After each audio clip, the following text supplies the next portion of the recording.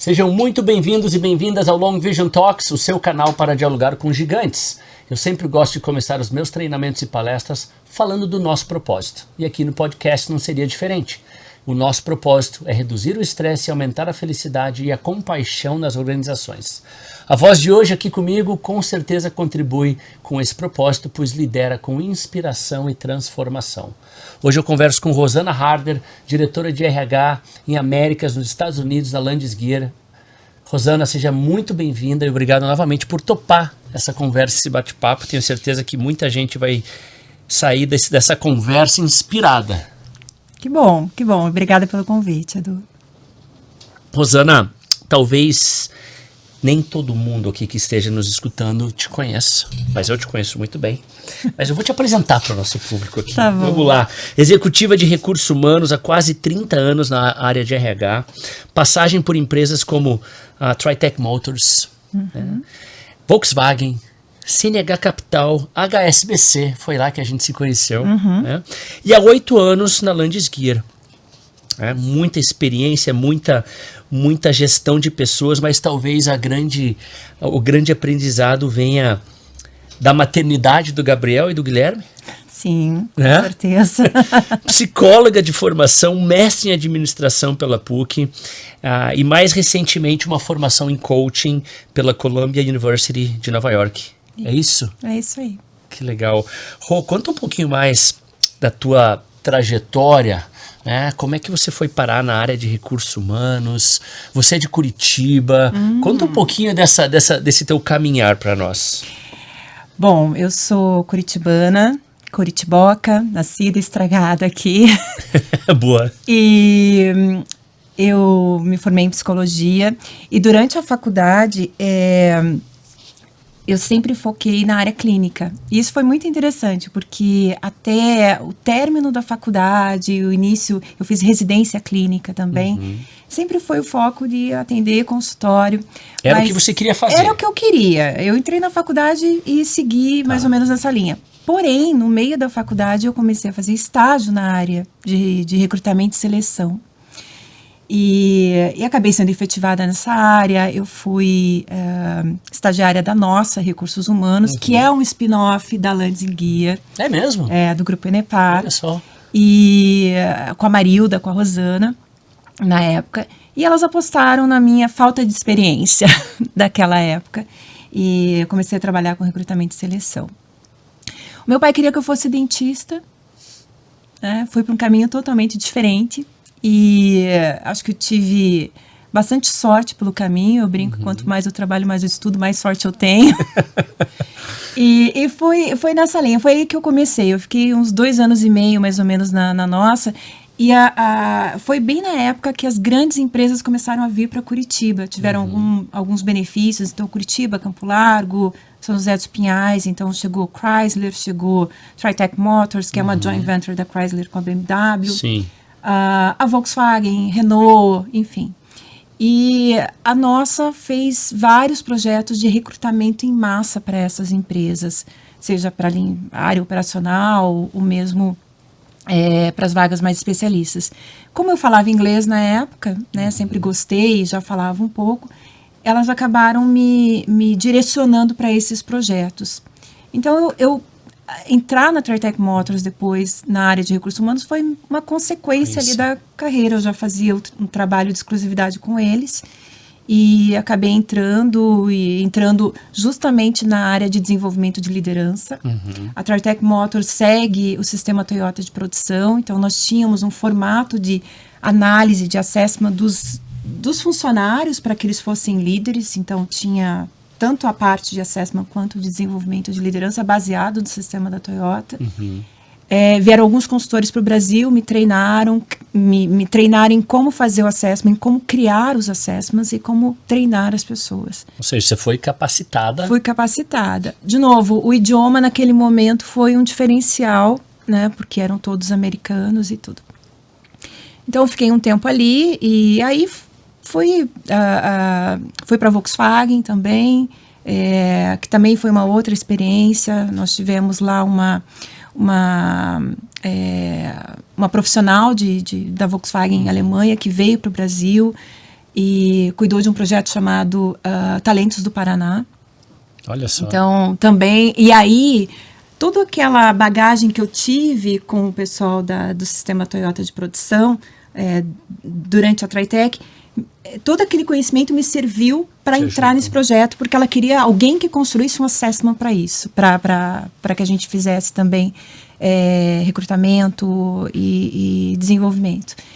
Então, as experiências assim foram acontecendo e foram muito conectadas com o que eu já tinha feito no passado e tudo mais.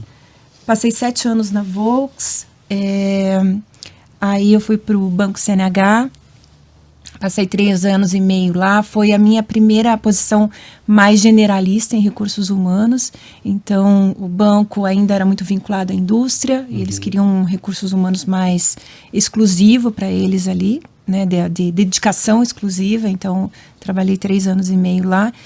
E aí eu decidi ir para o HSBC. Então eu sempre trabalhei em montadoras, né, sempre nesse ramo automobilístico, e eu queria ver alguma coisa diferente. Falei, bom, eu posso dizer que eu tenho alguma experiência em banco através da Senate Capital. Claro. Então vamos para um banco mesmo. Aí foi aí que eu fui para o HSBC, passei também 7 anos lá.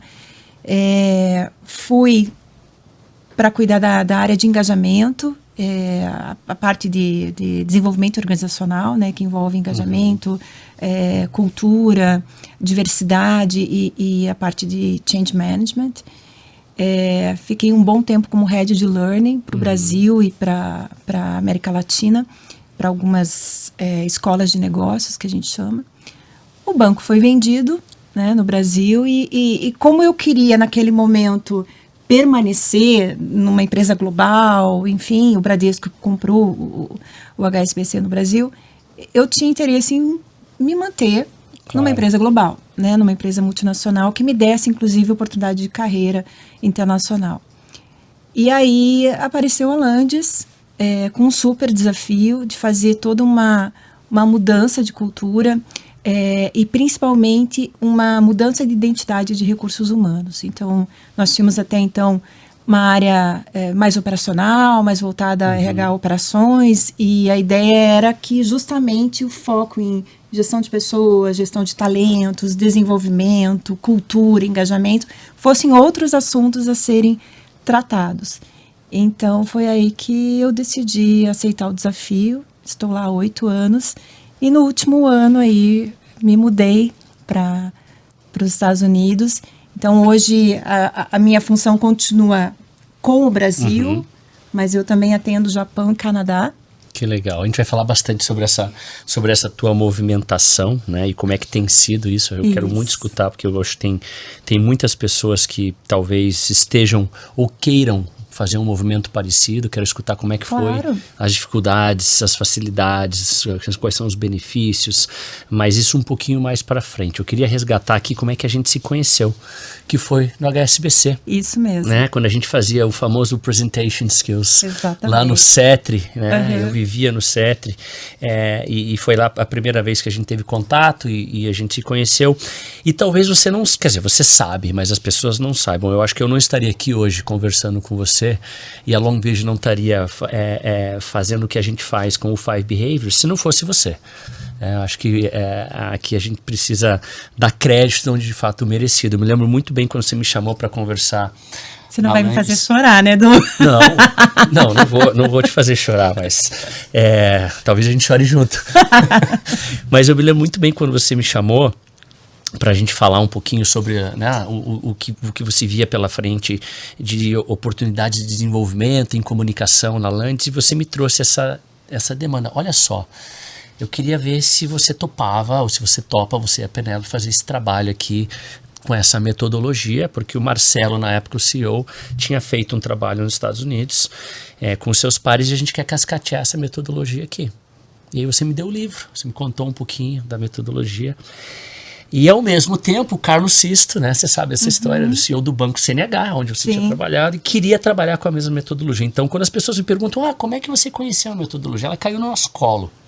A grande verdade é que vocês colocaram no nosso colo, e aí a gente foi se certificar. Mas a minha pergunta para você, que não está aqui, inclusive, no script, por que você resolveu trazer aquela demanda para nós? Por que você pensou que a gente poderia talvez contribuir. ajudar?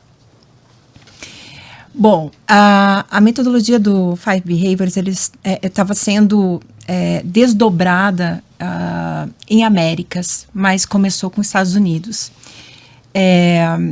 E nós tínhamos uma consultora americana cuidando disso, né? Uma pessoa que também tinha sido certificada pelo Lencioni e já fazia um trabalho maravilhoso com todas as equipes lá. E como nós trabalhamos numa empresa matricial, né, a consequência para isso é que no desdobramento do Five Behaviors, isso ia chegar no Brasil a qualquer momento.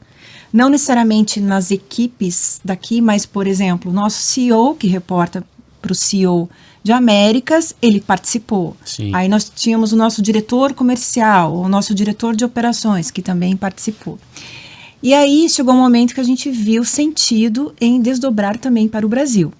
E aí o nosso problema era o idioma, né? Como é que uma consultora americana poderia fazer isso de uma forma que realmente as pessoas se sentissem incluídas, de poderem se expor, falar, participar, enfim, no mesmo idioma. Então, por mais que nós tenhamos várias pessoas que falam inglês dentro da empresa, afinal de contas é uma empresa global, nada como o seu próprio idioma para você sentir à vontade para falar, principalmente quando você entra em situações de vulnerabilidade, enfim, que você acaba conversando ali. E aí nós tínhamos já a experiência com o HSBC de ter entregue para vocês alguns treinamentos que vocês customizaram para a gente. E aí a gente percebeu, eu conversando com a minha gestora na época, nós precisamos de alguém que possa estar capacitado no treinamento, então o idioma era importante, obviamente, para que os consultores fossem capacitados, mas que tivesse um entendimento cultural também, uma preparação comportamental, uma experiência em outros tipos de treinamento e que aceitasse esse trabalho pronto, digamos, porque a metodologia é a metodologia, ela tem uma forma de operar, ela tem uma estrutura, né? Você não pode sair muito, claro, você tem toda a customização, toda a adaptação, toda a particularidade de cada cliente, mas ela é pronta, ela tem ferramentas, ela tem estrutura e é por isso que funciona, né? Exatamente. Então, a bagagem que a Long Vision trazia, de toda a experiência que nós tínhamos no HSBC e para a necessidade que nós tínhamos naquele momento, era um casamento perfeito, né? E foi aí que eu negociei, então, com essa consultora de o que a gente precisa fazer, né? Ela assim, eu posso multiplicar esse treinamento, né? Eu posso certificar consultores para isso. Então, foi aí que a Long Vision entrou para dar esse tempero especial aí para nós. E isso já se passaram quase que 8 anos. 8 anos. E, claro, vocês foram buscar outras certificações, se aprofundar ainda mais. E isso é muito interessante, porque vocês agora têm isso, vocês têm propriedade do assunto, né? Como já tinham no momento, mas agora vocês foram beber na fonte. É verdade. Né? Não, eu queria aqui, nesse nosso papo, te agradecer, porque isso mudou não só a vida da Long Vision, mas mudou a minha vida. A metodologia em si teve um impacto gigantesco na minha vida pessoal e profissional. E se você não sabia, fique sabendo que você tem uma participação gigantesca nisso. Queria te agradecer do fundo do coração. Obrigada. E eu vou ler então um momento. Momento surpresa. Porque talvez essa frase que eu escolhi para você caiba tanto para você quanto para mim nesse momento. Eu escolhi a seguinte frase. Nesse momento aqui está o cavalo, o menino e a toupeira e a raposa caminhando juntos, né? E aí a conversa é a seguinte. Às vezes eu acho que vocês acreditam em mim mais do que eu mesmo, disse o menino. Você chega lá, afirmou o cavalo. Então, do meu lado aqui, eu acho que naquele momento você acreditou mais em mim e em nós do que em nós mesmos. Queria te agradecer. E como é que isso chega para você? Eu posso te dizer que essa frase é muito correta. Eu não tinha dúvida disso. Por quê? Todos nós ali estávamos muito abertos a aprender juntos e a construir algo juntos. Sim. Naquele momento, nós tínhamos toda a possibilidade de fazer o que queríamos dentro de alguns caminhos, né? Como eu falei, é uma estrutura, você não pode fugir muito daquilo. Mas era a primeira vez que nós estávamos trazendo o conceito do Five Behaviors de uma forma, pelo menos para a Landes, de uma forma tão estruturada, tão organizada, onde nós passamos por todos os grupos. Então, eu não tenho dúvida, assim, naquele momento, quando convidei a Long Vision para participar, né, nós tivemos suporte de algumas outras pessoas também. Claro, a própria Daviane, que veio com uma bagagem organizacional extremamente muito importante, e de gestão de pessoas, Fato. Enfim. Então, assim, nós fizemos um grupo ali de 4 pessoas, né? Então, a Penélope, você, a Daviane e eu, que é aquela coisa, a soma das partes, né? Acaba pensando no resultado coletivo, né? Exatamente, pensando no resultado coletivo, acho que hoje a gente pode ver que deu certo. Deu certo. Davi Chemin, muito obrigado. Muito obrigado mesmo. Foi uma parceria muito, muito legal. Aprendemos muito todos, né? Com certeza. Vamos falar de gestão de pessoas, que é o teu expertise, né? Eu queria saber, e se você puder dividir aqui com a gente, que estratégias você utiliza para garantir que as necessidades e o bem-estar dos colaboradores sejam priorizados na sua gestão? Ou quando você está, né, à frente do RH, o que você pode trazer de estratégias? O que você faz para ter certeza que o bem-estar e as necessidades são atendidas? Olha, Edu, hoje eu faço parte do comitê diretivo, né? Bom, desde que eu entrei na Landes, obviamente, e já fiz parte de comitês diretivos em outras empresas. E isso é sempre uma batalha, que, lá vem mais um assunto de recursos humanos, né? Quando a gente fala de gestão de pessoas. Eu acho que a Landes aprendeu,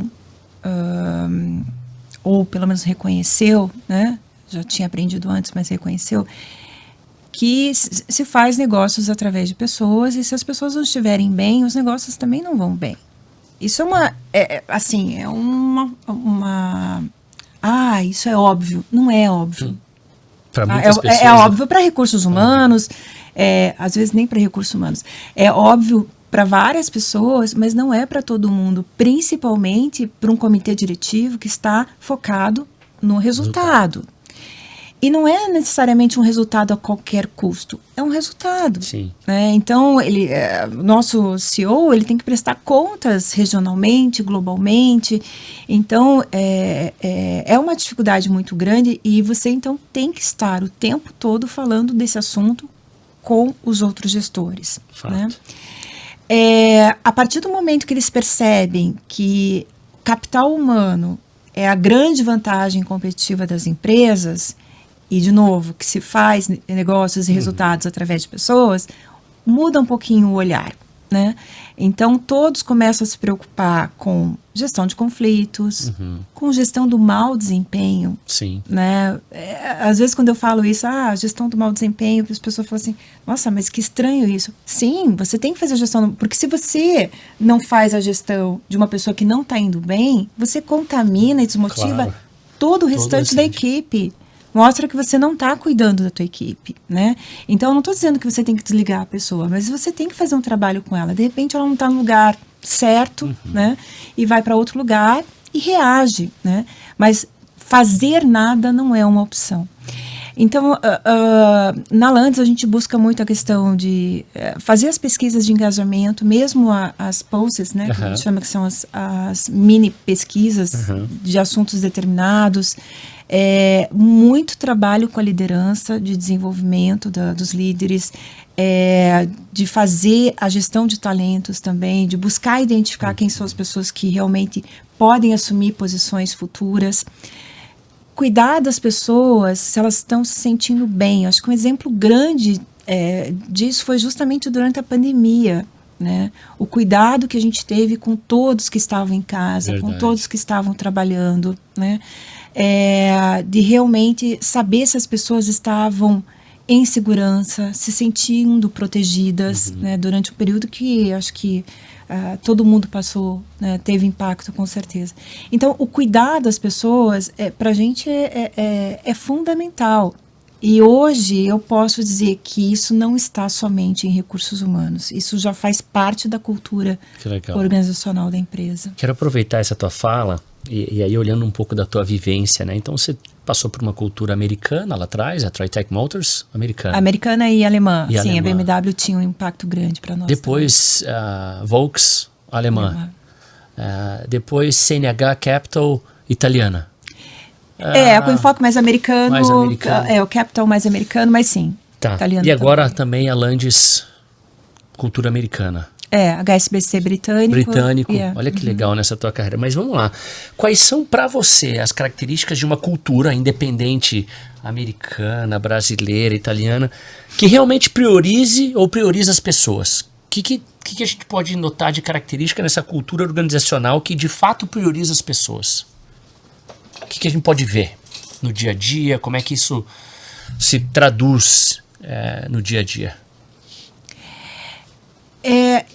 Eu acho que tem uma diferença grande da cultura brasileira com as outras, todas as outras, que é a questão, nós brasileiros somos muito mais relacionais, né? Então nós somos, é importante a questão do cuidado, de saber que o teu gestor gosta de você, que se preocupa com as suas questões familiares, por exemplo, pessoais, né? Então, isso faz com que o funcionário se sinta bem, se sinta acolhido, né? Porque ele tem uma extensão do trabalho em casa e de casa no trabalho. Certo. Ele faz essa conexão, boa ou ruim, mas faz, né? A gente, algumas pessoas gostam, outras não gostam, mas acontece. Fora do Brasil, a gente vê isso muito menos, né? Mas existe, de qualquer forma, um respeito muito grande pelas pessoas. Às vezes os americanos são mais rígidos no sentido de você está aqui para produzir. Né? E realmente, eu lá sou muito mais produtiva, ninguém me interrompe, ninguém começa. É muito engraçado que a gente fala aqui, principalmente essas 2 semanas que eu estou aqui trabalhando, eu brinco que lá ninguém invade a minha sala para bater papo, para perguntar como é que vão os meus filhos, a gata, enfim, né? Se eu tô gostando, não tô gostando. Aqui é assim, as pessoas começam a falar de trabalho, da sua equipe, e vão emendando, de repente a gente já está falando do filho, da saúde, enfim. De qualquer forma, são formas diferentes de demonstrar respeito. Tá? Porque numa dessa, né, você sendo mais produtiva ou fazendo teu trabalho lá, você tem mais tempo em casa, teoricamente, né, com a tua família. É uma maneira de respeitar o teu tempo com a família. Exatamente. E isso é muito claro, porque se eu não consigo terminar meu trabalho aqui, né, justamente por essas interrupções, eu acabo levando trabalho para casa, ficando até mais tarde, né, ou pensando num problema enquanto eu janto com os meus filhos. E lá não, lá eu consigo terminar, você mal almoça, né, porque você almoça normalmente no meio de uma reunião, é o costume, né, já teve situações de eu sentar numa mesa, porque estava tendo um evento, eu imaginei assim, é um evento, né, tem pizza para todo mundo, tem uma mesa, é óbvio que a gente vai pegar pizza, vai sentar e vai comer. Não? Não. Todo mundo pegou a pizza, voltou para suas mesas e comeu na frente do computador. Eu juntei a minha pizza. Uau! E fui para lá. E foi muito engraçado, porque eu falei, gente, mas por que isso? E realmente, são colegas de trabalho, né? A minha família está em casa. Os meus amigos mais próximos não estão aqui. Claro, pode acontecer de ter um amigo mais próximo na empresa e tal, mas não é o foco deles. Então, eu quero dar o meu máximo, Sim, das 8 às 5, para dar o meu máximo das 5 às 8 da manhã, enquanto eu estou com a minha família e me dedicar à minha qualidade de vida, enfim, perfeito. lá. Mas, de novo, isso é sinal de respeito e principalmente respeito às particularidades deles, né? Eu não vou forçar ninguém a sentar comigo numa mesa comer uma pizza, mas você vai buscando um equilíbrio. E de novo, né, Rô, não tem certo e errado, são maneiras diferentes Exato. de você... Vamos aproveitar e falar um pouquinho sobre esse movimento que você fez. Eu falei que eu queria muito escutar como é que foi isso, porque eu acho que tem muitas pessoas que buscam, almejam uma carreira internacional. Puxa, se a oportunidade eu tiver na minha empresa, eu quero ter um short-term assignment, eu quero ter uma experiência fora. Eu queria saber de onde que veio esse teu desejo, se isso é mais recente ou você sempre quis, e como é que foi esse processo? Conta um pouquinho assim das dificuldades de você conseguir visto, talvez até, fazer uma movimentação, tirar teus 2 filhos de uma escola aqui, levar para lá, né, cultura nova, cidade nova. Queria escutar um pouquinho sobre esse teu movimento. Tá. Que tem que ter coragem. Toda vez que alguém me fala que eu preciso ter coragem ou que eu tive coragem, eu começo a ficar com medo, a perder a coragem. Falei, o que será que eu não estou vendo aqui? Edu, assim, quando eu estava, antes do HSBC, eu acho que o marco principal dessa decisão foi, para mim, o HSBC. Antes do HSBC, meu pai sempre foi meu mentor, enfim, sempre me apoiou muito na minha carreira. Ele foi vice-presidente de empresa, teve uma carreira executiva também. Então, eu sempre me espelhei muito nele, ele viajava muito. E aí, nas férias, ele não queria viajar, porque ele já tinha viajado demais, aquela coisa toda. E aí, meu pai começou a ficar doente e acabou falecendo. Então, até aquele momento, eu falei, não quero sair de perto dele. Então, eu nunca pensei em morar fora. Certo. Né? A minha irmã já morava fora, já morava nos Estados Unidos há algum tempo, mas isso foi em 2012, mais ou menos, que ele faleceu. A partir dali, eu ainda estava no HSBC e eu pensei, por que não? Né? Eu gosto tanto dessa questão da interculturalidade, né? De ter essa troca, sempre trabalhei dessa forma, por que não experimentar isso? Aí, eu estava no HSBC já num papel regional e global, tinha a possibilidade de ir para Londres na época, e foi aí que o banco foi vendido. Certo. E a minha chefe em Londres, ela falou comigo e me disse, eu tenho uma oportunidade para você, se você quiser venha, mas é um contrato local, né? Não é mais o contrato de expátrio, porque não tem mais banco no Brasil, não tem, né? Não é assim que funciona. Era um momento que eu estava me divorciando, né, os meninos ainda pequenos, o Gabriel tinha 8 anos, o Guilherme 5, hoje ele já tem 18, 15 praticamente. E aí foi uma decisão assim, não é para agora, quero muito, é muito bom, a empresa super forte na área de learning, né, que era a área que eu atuava, não é o momento, a conta não fecha. Né? E aí foi aí que eu decidi então deixar o HSBC e ir para Landes, já com esse objetivo futuro. E a Landes trouxe para mim uma questão de que um dia nós queremos você, né? A minha gestora anterior, você está na minha sucessão, eu quero que você um dia venha para cá, enfim. E esse dia nunca chegava. Aí eu comecei, enfim, né? Eu estou 30 anos em recursos humanos, então eu não sou tão jovem quanto eu pareço.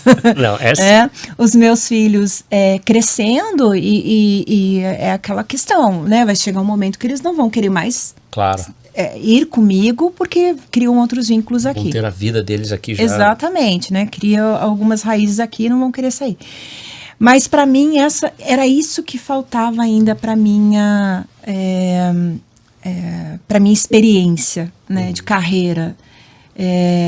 Eu sabia que se eu quisesse ficar ali na Landes, eu ficaria, né? Eu acho que tinha muita coisa tem ainda muita coisa para fazer. mas eu queria ter essa experiência. Eu fui, conciliou de dar a oportunidade da Land surgir, num momento em que eu tirei o meu Green Card, eu me apliquei para o Green Card como especialista de recursos humanos, sem um sponsor, porque para mim liberdade é muito importante, né? Então eu não gostaria de ir por uma empresa onde eu estivesse amarrada a ela, né, no sentido de que eu não posso sair dessa empresa porque eu preciso de um novo sponsor, e a empresa simplesmente decidir que eu não atendo mais a expectativa dela, me desligar e eu em 30, 60 dias ter que sair do país. Perfeito. Então, eu vou nesta condição, então eu fiz fui aprovada, né? Você tem alguns requisitos lá que você tem que seguir, enfim. Então, pela experiência, enfim, Estados Unidos entendeu que eu era de interesse deles. Que legal. E consegui, então conciliou.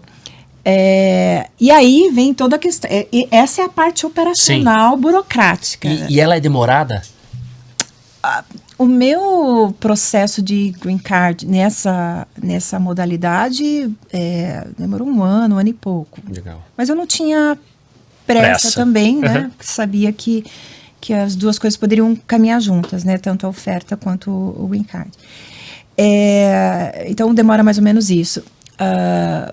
E aí você tem um tempo para você, pelo menos, entrar no país, né? Sim. Não necessariamente morar. Então, e aí, de novo, né? Como a oportunidade veio, conciliaram as duas coisas.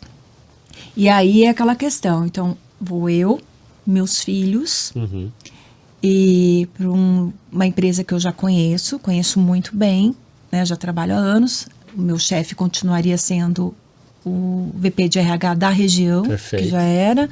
Eu continuaria atendendo o Brasil, então é uma situação... Já tem um certo conforto. Conforto, Uma certa segurança. É um conforto.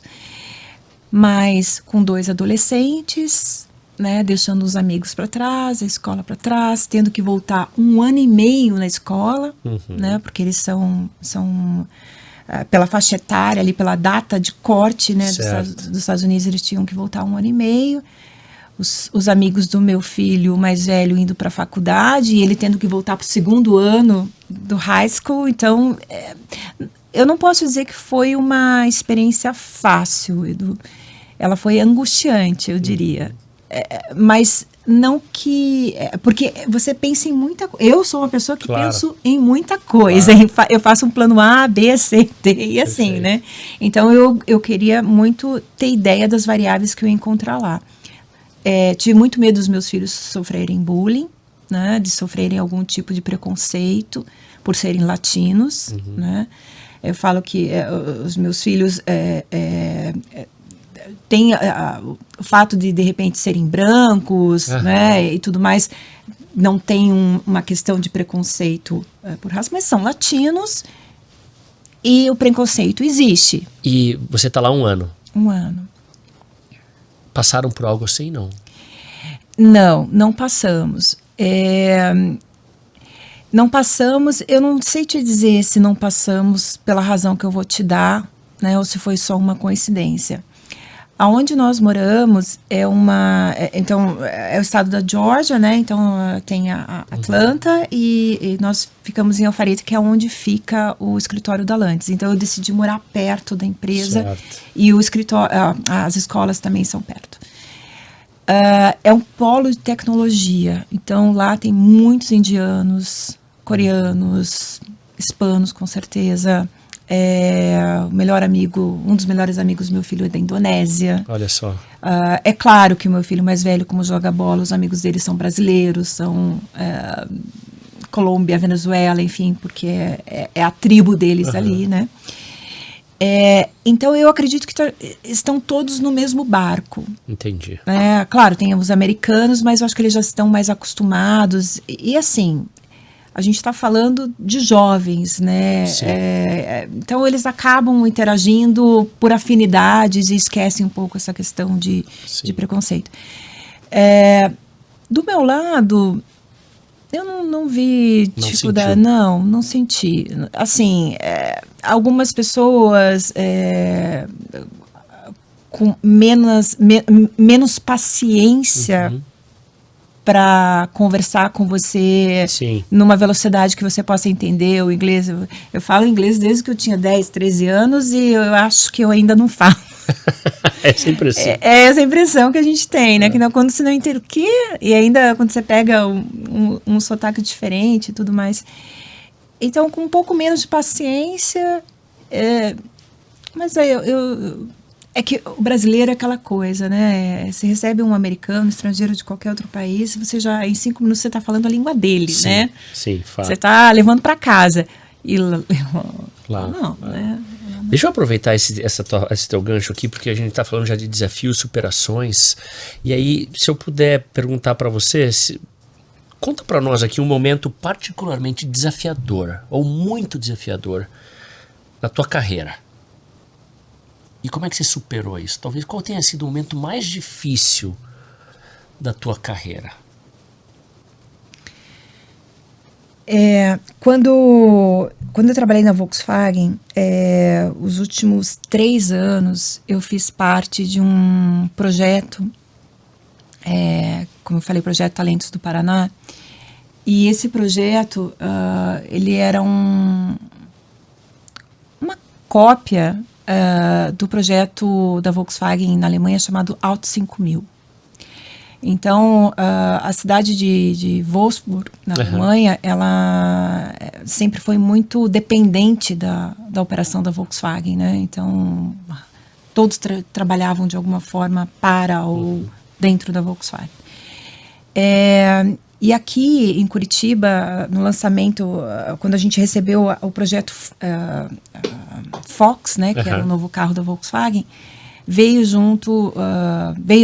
na mesma época uma diretora que tinha trabalhado em recursos humanos que fez parte desse projeto na Alemanha e ela queria reproduzir isso aqui.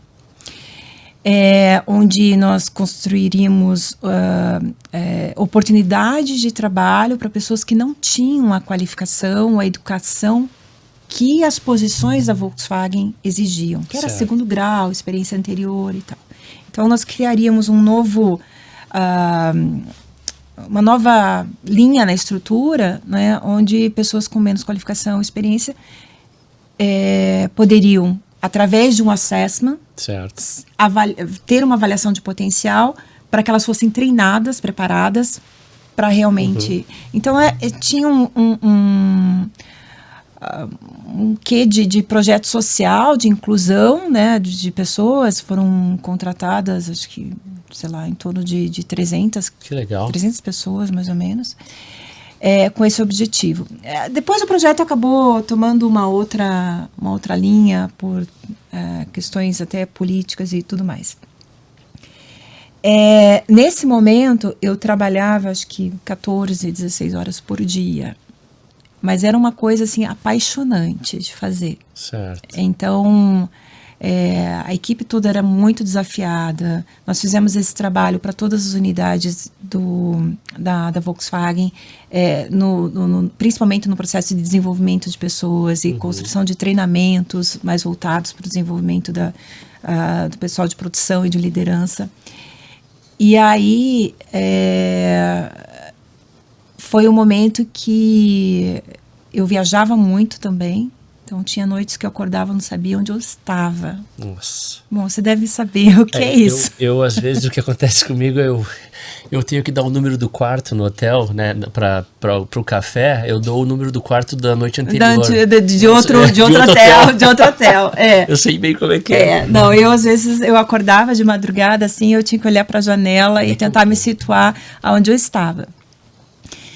E isso, claro, para quem eu estava casada na época, 7 anos, e só eu e meu ex-marido, então você coordena isso. Aquilo. Até que eu fiquei grávida, né? Fazia parte do nosso plano, talvez não naquele momento, mas mais para frente. Eu estava fazendo mestrado na época e dando aula. Então, nossa, eu fazia tudo isso ao mesmo tempo. Né? Rosana, é coisa, hein? E aí, era coisa. Era muita coisa. Eu passei minha gestação muito tranquila, Eu viajei até o 8º mês, não viajei mais porque o agente de viagens me proibiu. Eu falava para ele assim, ninguém sabe que eu tô grávida de 8 meses. Ele assim, eu sei, eu não emito mais passagem para você. Boa. A não ser que você viaje com tua médica. E aí, naquele momento, eu tive que tomar uma decisão importante. Eu tinha que encaixar tudo isso de uma forma que não sacrificasse ninguém, né? Então eu voltei de licença maternidade e aí eu tive uma conversa com a minha gestora na época, assim, ou eu me mudo para São Paulo, né, definitivamente, né, ou eu deixo a Volkswagen, porque aquela coisa de ficar viajando o tempo todo, não tinha, com bebê, claro. Enfim, né, outras prioridades. Então eu terminei meu mestrado na época, o meu filho teve meningite 1 ano depois. E aí eu me senti muito culpada, porque eu tinha viajado. Aí eu achei que ele tivesse mais sensível, porque eu estava longe, por isso que ele ficou doente. Então, nasce uma mãe, nasce uma culpa. Não tem jeito, né? Então, assim, foi o momento que eu decidi realmente mudar e priorizar. Acho que ali, naquele momento, eu comecei a me desconstruir e me reconstruir. Então, o que é mais importante para mim? Eu acho que eu tive uma experiência excelente na Volkswagen. É o momento de conhecer outras possibilidades. Aí foi quando eu fui para o Banco CNH. Então, meu filho já estava ali com 1 ano e pouco. Parei de viajar, terminei o mestrado e comecei a organizar a minha vida naquilo que realmente importava. Rô, e qual foi a maior lição que você aprendeu ao enfrentar esse desafio? E como é que isso influenciou a tua abordagem de liderança? É interessante isso. Eu falo isso, algumas pessoas muito próximas já me ouviram falar isso. Seja mais generosa com você mesma. Tanto nessa questão de querer ser perfeita e fazer tudo ao mesmo tempo e agora, e você acaba não sendo perfeita em coisa nenhuma, né?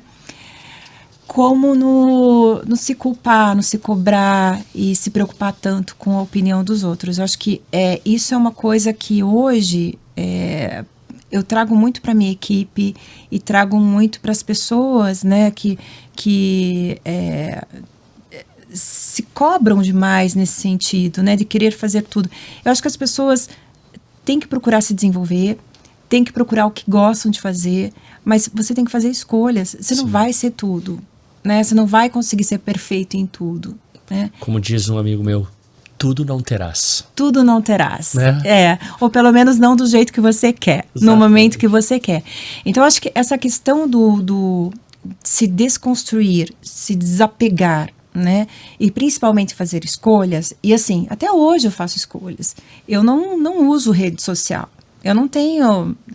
É uma escolha. Claro. Eu quase não assisto TV. Claro. É uma escolha.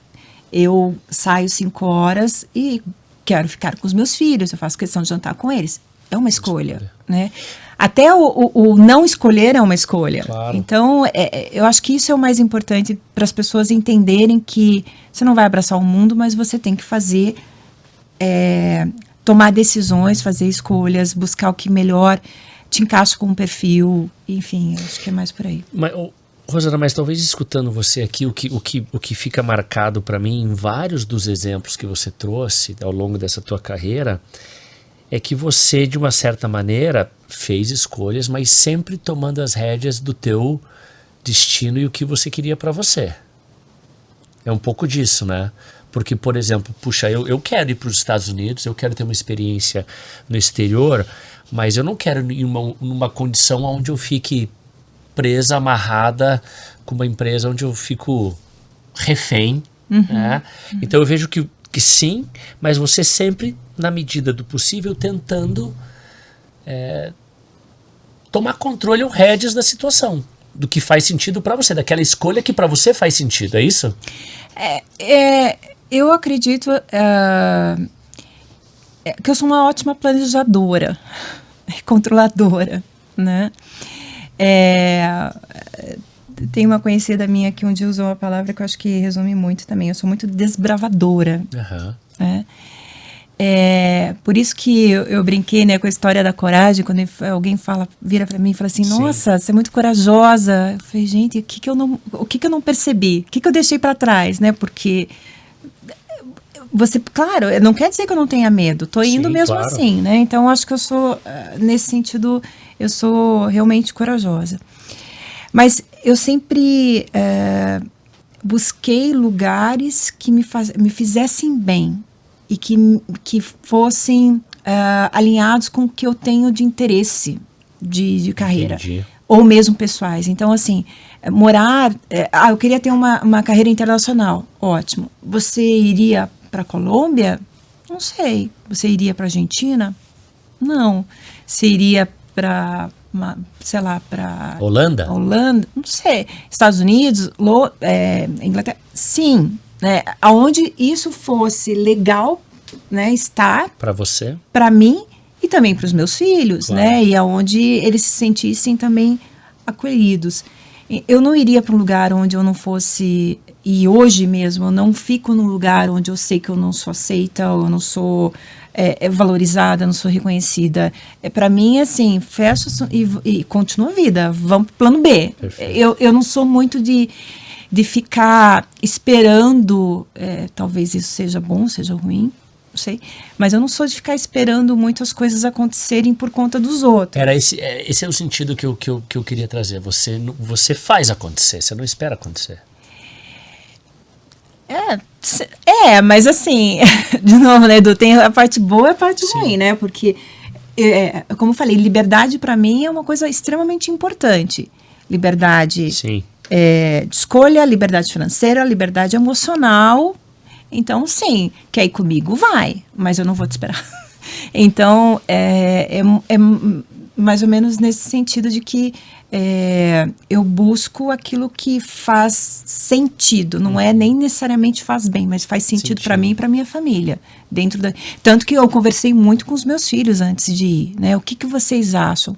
Porque se em algum momento, isso eu falei muito para eles, se em algum momento eu sentir que eles estão em sofrimento, por uma escolha tua, por uma escolha minha, né? E que isso seria repensado, replanejado, né? Mas eu falei para eles, se isso não for legal pra gente, a gente vai voltar, mas a gente vai fazer o possível para que seja legal. E tá sendo legal? Tá sendo muito bom. Tá sendo muito bom, Edu, porque uma coisa é você trabalhar de fora, né? Você trabalhar numa empresa global, multinacional, estando no Brasil. Certo. Né? Você tem, assim, a experiência, você tem, enfim, as oportunidades de interação e de entender. Mas estar lá era muito importante para mim. Dar essa experiência para os meus filhos, né? E nós estamos mais do que nunca num mundo globalizado, então, sem fronteiras, claro. Né? Então, para mim, tem sido uma oportunidade muito boa. Construir uma rede de apoio, né? Eu estive como atendo no Japão, eu estive no Japão há uns 2 meses atrás. E aí, como é que fica, né? Como é que eu viajo? Como é que eu viajo e os meninos ficam em casa, né? Então, existe uma rede de apoio para isso também. Então, de novo, você tem que se preparar e envolver, né, as pessoas que estão impactadas. Nesse caso, eram meus filhos. E eu lembro de uma pessoa perguntando assim, mas teus filhos são muito novos para tomar essa decisão, não, tem que ser, assim como nós fazemos com a nossa equipe de trabalho, perfeito. Por que não fazer com os nossos próprios filhos, perfeito. Né? E você... Uma decisão tão importante que vai impactar a vida deles também. Exatamente. Então, e para eles foi muito assim, vamos, quando que vamos? Que legal. Né? Aí eu fiquei pensando, peraí, eu acho que eles não têm noção do que eles estão... ou do que vem pela frente, né? Eles não conseguem concretizar Mas isso. se adaptam muito rápido. Sim. Se adaptam até mais rapidamente do que a gente imagina. Sim, sim. Rosana, vamos lá. Nossa, esse papo é bom, né? Ele passa rápido, quase 1 hora de conversa já, você acredita? Nossa. Vamos lá. Vamos falar um pouquinho de conselhos. A gente tem aquele ditado que se conselho fosse bom, a gente vendia, não dava, não é isso? Exatamente. Vamos lá, mas vamos dar conselhos. Que conselhos você daria para alguém que está começando agora uma carreira de liderança e quer, de fato, de largada já ter uma abordagem mais humanizada, quer ser uma líder mais humanizada, um líder mais humanizado, o que você pode trazer de conselhos ao longo dessa tua jornada aí de 30 anos? Eu acredito que normalmente as pessoas que chegam a posições de liderança passaram por posições técnicas antes, né? Posições de analistas, especialistas, né? Então, dificilmente a pessoa vai para uma posição de liderança já de começo, né? Ela passou por alguma... Mas aquilo que deu sucesso para ela até o momento pode ser o fracasso dela numa posição de liderança. Então, meu primeiro conselho é: esqueça o que você aprendeu até o momento, né? Esqueça o que realmente que te trouxe sucesso até o momento. Se você não sair do técnico, você não vai ser um gestor, possivelmente. Você vai ser um chefe, né? Você vai ser um comandante ali, né? Então, eu acho que isso é importante. É claro que o conhecimento técnico daquele líder traz mais credibilidade, traz mais conforto para a equipe, mas não é o essencial. Ele está ali para fazer a gestão das pessoas e para isso ele vai montar uma equipe extremamente técnica, né, com o conhecimento que ele precisa. Um outro ponto é ouvir as pessoas. E ouvir não é só enquanto ele fala, é fazer a leitura das pessoas, é sentir do outro lado da tela para quem trabalha remoto. Curiosidade genuína. Exatamente, exatamente. É querer saber o que está acontecendo, por que produzia antes não produz mais, né? Por que a pessoa, de repente, está mais agressiva, assim, porque às vezes é um gestor de gestor, por que aquele gestor passou a ser mais autoritário, né? Como é que ele está passando pressão para frente, como é que ele está recebendo pressão. Então, acho que essa questão da leitura é extremamente importante. Então, hoje, com a minha equipe, e eles sabem muito bem disso, eu não trabalho com todos eles da mesma forma. Claro. Eu sei como cada um... como que eu tenho que pedir as coisas para cada um deles, que tipo de atenção eu tenho que dar para cada um deles. Então, é uma liderança mais compartilhada, no sentido de que não são todos iguais, né? Que legal escutar isso de você. A gente está fazendo um trabalho muito interessante com a liderança da Electrolux, né? O Leandro, a Valéria, e a gente tem falado muito sobre ser um leader for all. Né? Você já deve ter ouvido falar desse termo, né? Great place to work. E é isso, né? Você ser um leader for all é você, de fato, atuar de maneira diferente com a sua equipe, estar presente, ser flexível, né? Ser um bom ouvinte. Não vai funcionar da mesma maneira com todo mundo. Não vai. E aí você só consegue perceber como cada um atua e que tipo de resposta eles te dão de acordo com o teu estímulo, se você presta atenção nas pessoas. E para você prestar atenção, você tem que estar antenado. Se você está sob pressão, se você está focado em resultado, pessoas ou essa leitura, essa atenção passa a ser secundário. Você tem pouco espaço mental para isso, né? Exatamente.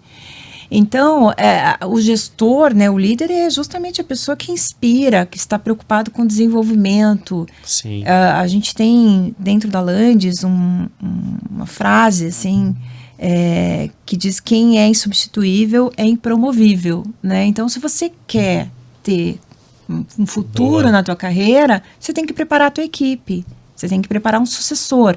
Então, você tem que desapegar daquilo que você faz, né? Compartilhar com alguém, preparar alguém, e só desapegando que você vai assumir e outra pessoa vai te substituir. Então, toda essa gestão ali de saber quem é a pessoa que poderia estar no seu lugar, ou até desapegar dessa pessoa para que ela vá para outra área, enfim, isso é um trabalho de atenção constante nas pessoas, né? Eu aprendi muito forte isso na época da Tritec, quando a gente fala de sistema Toyota de produção, né, que um dos conceitos diz que uma pessoa não é perfeita, mas uma equipe pode ser, né? Quando Legal. você, né, é o nosso exemplo, né, do Five Behaviors dentro da Lantis. Boa. Então, quando você busca características, você não precisa trazer os minimis, né? Você não precisa trazer as cópias, Perfeito. as tuas cópias, porque vocês só vão repetir as mesmas coisas. Quando a gente fala de inovação, quando a gente fala de diversidade, é isso. É você trazer pessoas diferentes que possam contribuir de formas diferentes e aí sim construir algo maior. Então, é você realmente fazer com que essa equipe seja diversa, né, de ideias, enfim, de experiências, para você construir algo maior. E, de novo, precisa ter atenção, precisa ter um trabalho dedicado a isso. Eu estava conversando ontem com um gestor nosso, e a gente estava falando justamente disso, né? O gestor é aquele que termina o dia e você pergunta, o que você fez? Só falei. Só falei, só conversei, só falei com as pessoas, só conversei. E é um resultado um pouco etéreo, assim, Sim. um pouco difícil de você dizer. É muito fácil quando você fala assim, fechamos o mês com tanto de vendas, com tanto de lucro, né? Com, sei lá, Isso quantos é mais... novos clientes. Isso é muito concreto, Perfeito. né? Quantas vezes você sentou com os seus funcionários para dar um feedback? Isso você também pode registrar, Com né? certeza. Mas qual que é a qualidade dessa conversa? O que você trouxe de novo para esse funcionário, né? Como é que as pessoas estão reconhecendo que você está fazendo um trabalho com alguém que não está indo bem, né? Ou quantos feedbacks você foi buscar e foi pedir. E o que você fez com isso? Eu costumo dizer, Rô, não sei se você concorda ou não, mas sempre quando eu saio dos meus treinamentos, as pessoas perguntam, puxa, mas dá uma dica prática que eu posso fazer para saber se eu estou mandando bem ou não.